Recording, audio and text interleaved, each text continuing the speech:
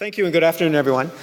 It's certainly an honor to be invited to participate in today's panel discussion. Like all of you, I'm here to learn from others in the global community and to share what we've learned in Canada.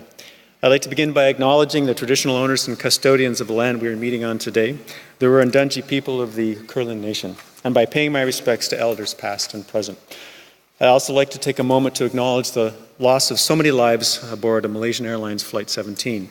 Including several bound for this conference. On the behalf of the Government of Canada, I extend my deepest condolences to the families, friends, and colleagues of those touched by this tragedy. I think it's fair to say that the advent of effective antiretroviral treatment for HIV/AIDS in the mid-90s changed the course of the epidemic in Canada. Suddenly, a diagnosis of HIV infection went from being a likely death sentence to being a serious but manageable chronic illness. This is a major shift from the beginning of the AIDS epidemic over 30 years ago, when the lives of those at risk of HIV/AIDS were ruled by fear of a positive diagnosis, and those who learned they were positive faced an uncertain prognosis. Today in Canada, thanks to effective antiretroviral therapy, those who are living with HIV/AIDS can expect to live a relatively normal lifespan. We are also witnessing the first HIV-positive generation entering their senior years. This new paradigm brings with it new challenges. Emerging research has shown that HIV/AIDS and the drugs used to treat it can make some of the more chronic conditions associated with aging, arthritis, cardiovascular disease, diabetes, and dementia, more serious and more difficult to manage. We are also learning more about the psychosocial support needs of long-term survivors of HIV/AIDS, such as dealing with ageism, social exclusion, bereavement, and the stigma and discrimination that continue to be associated with HIV. There is an urgent need for health professionals and community supports to better understand and adapt to the needs of those growing old with HIV. The Government of Canada is proud to support clinical and community-based research that is doing just that. As Deputy Chief Public Health Officer, I've had the opportunity to meet with advocates, health and service providers, and people living with HIV and hear their perspectives on this important issue. We recognize that much work still needs to be done to address this complex health issue. It is a shared responsibility among all levels of government, public and private sector partners, not just to improve the quality of people's lives, but to consider the gaps that still exist, to debate new ideas, and challenge ourselves to do better. Within our federal role, the Government of Canada is doing its part to facilitate the changes made necessary by the new paradigm. One of the changes the Public Health Agency of Canada is working on is the implementation of a holistic, integrated approach to addressing HIV and other sexually transmitted and blood-borne infections. This approach will also consider the best way to link services to more effectively address the needs of an aging cohort of persons living with HIV, to deal with co-infections, the onset of chronic diseases, mental health issues, and the need for social inclusion and psychosocial support.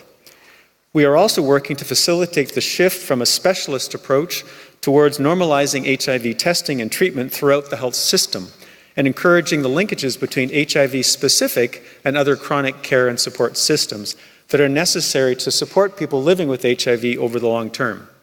Last year, the Public Health Agency of Canada released its HIV screening and testing guide to healthcare providers across the country to normalize and increase testing for HIV and to ensure those involved in HIV testing are able to provide the best possible support to those who test positive.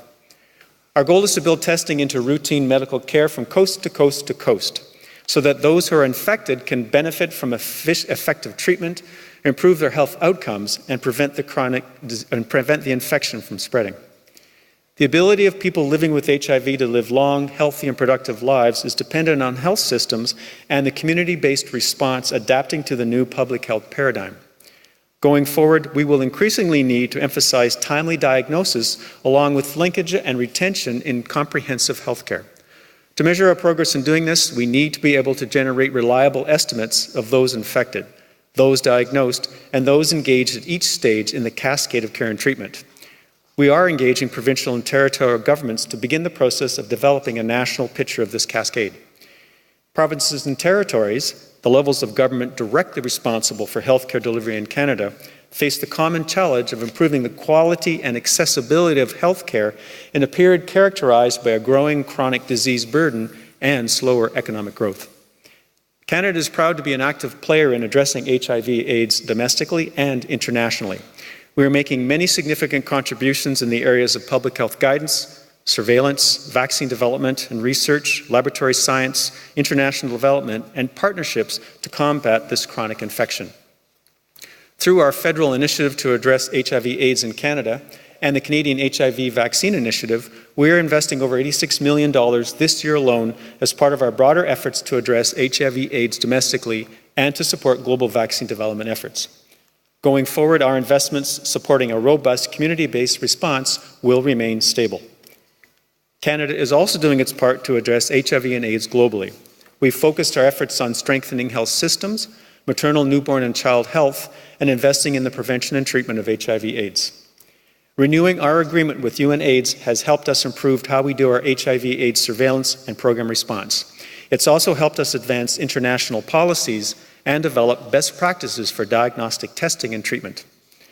The agreement made 7 years ago between our Prime Minister Stephen Harper and the Bill and Melinda Gates Foundation represents an historic step forward in offering hope that one day we will have a safe, effective, affordable, and accessible HIV vaccine for everyone who needs it.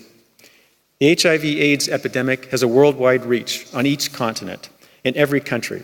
It's a global problem that requires a global solution.